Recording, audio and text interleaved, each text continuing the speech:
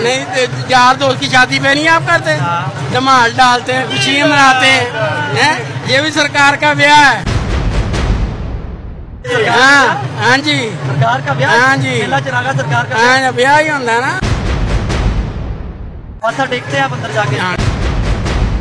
اچھا سر, عرس کے بارے میں ذرا تھوڑا سا ڈیٹیل میں بتا دیجیے گا کہ اس کی میننگ کیا ہے اور اس کی اصل میں حقیقت کیا ہے. سر اس کا کوئی دین سے تعلق ہی نہیں ہے. یہ اسی طریقے سے کہ آپ مجھے یہ پوچھیں کہ یہ جو فلاں پولیٹیکل جماعت کا جلسہ ہوتا ہے اس کی ذرا ڈیٹیل بتا دیں. دین سے تو اس کا کوئی تعلق نہیں ہے.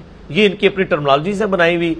وہ کہتے ہیں جی وہ جو حدیث میں آیا نا بخاری میں کہ پہلی رات کی دلہن کی طرح سو جا, تو وہ اس کو وہ عروس کہا جاتا ہے, اس سے عرس نکالا ہے. یہ ساری باتیں بھئی نہ صحابہ کو پتہ تھیں, نہ تابعین کو, نہ تبع تابعین کو.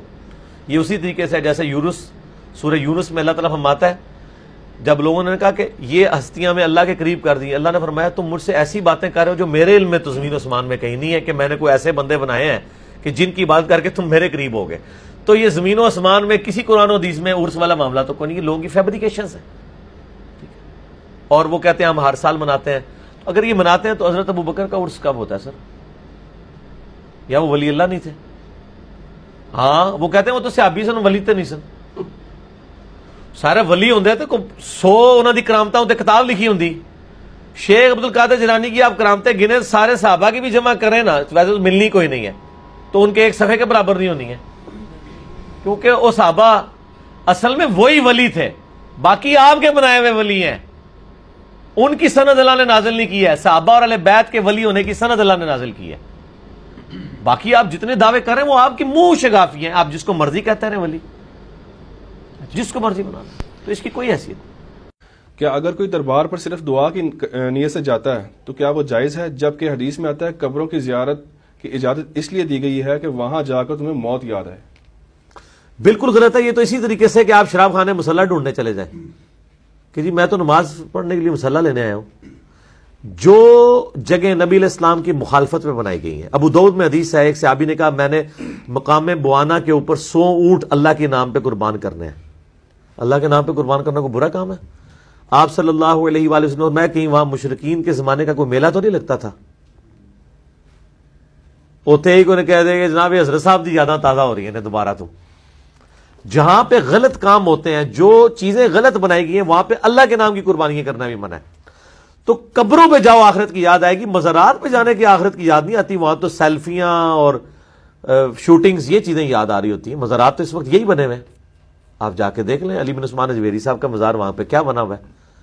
قبروں پہ جا کے تو آخرت کی یاد, صحیح مسلم کی حدیث ہے کہ قبروں پہ جاؤ تاکہ آخرت یاد ہے. یہ ان قبروں پہ آئے گی جو واقعی قبریں ہوں گی کچی بنی ہوئی, جن سے آپ کو عبرت حاصل ہوگی. جو مزارات بنے ہوئے ہیں یہ تو صحیح مسلم حدیث ہے قبروں پہ مارتے مت بناؤ, ان کو پکا مت کرو. یہ تو نبی علیہ السلام کی مخالفت میں. یہ تو آپ یہ پوچھ رہے ہیں مجھ سے کہ جی سینمے میں اسلامی فلمیں دیکھنی چاہیے یا غیر اسلامی. میں کہوں گا سینما ہی غلط ہے, فلمیں تو بعد میں ہوگا. تو دربار بنانے ہی غلط ہے, جانا تو چھوڑ دیں. قطعاً کسی ایسے کام کو سپورٹ نہ کریں جو نبی علیہ السلام کی مخالفت کے اوپر ہے. اچھا اگلا سوال ہے کہ جی مزارات والے عورتوں کو کیوں نہیں روکتے؟ میرے بھائی یہ تو آپ انہی سے جا کے پوچھیں کہ وہ عورتوں کو مزارات پہ آنے سے کیوں نہیں روکتے. خود امام رضا بریلوی صاحب نے ایک کتاب لکھی ہے جس پہ انہوں نے لکھا ہے کہ عورتوں کی قبروں پہ حاضری حرام ہے. حالانکہ ہم نے صحیح الاسناد حدیث سے ثابت کی ہے. آپ یوٹیوب پہ جا کے لکھیں عورتوں کی قبروں پہ حاضری. صحیح مسلم سے میں نے احادیث ثابت کی ہیں کہ عورتیں بھی قبروں پہ جائیں گی اور انہوں نے بھی درس عبرت حاصل کرنا ہے. البتہ ترمذی میں ابو داؤد میں ایک حدیث ہے کہ جو کثرت کے ساتھ عورتیں قبرستان جاتی ہیں ان پہ اللہ کے نبی کی لعنت ہے. کبھی کبھار تو عائشہ سے جانا بھی ثابت ہے اور نبی علیہ السلام نے حکم عام دی ہے. اور اس حوالے سے میرا وہ کلپ دیکھ لیں, اس میں نے علمی دلائل سامنے رکھے ہیں. عرب علماء اور یہاں پہ امام رضا بریلوی صاحب یہ اس ایک عجیب و غریب بات پہ متفق ہو گئے ہیں کہ جی عورت قبر پہ نہیں جا سکتی, عورت قبرستان جا سکتی ہے. البتہ کثرت کے ساتھ نہ جائے.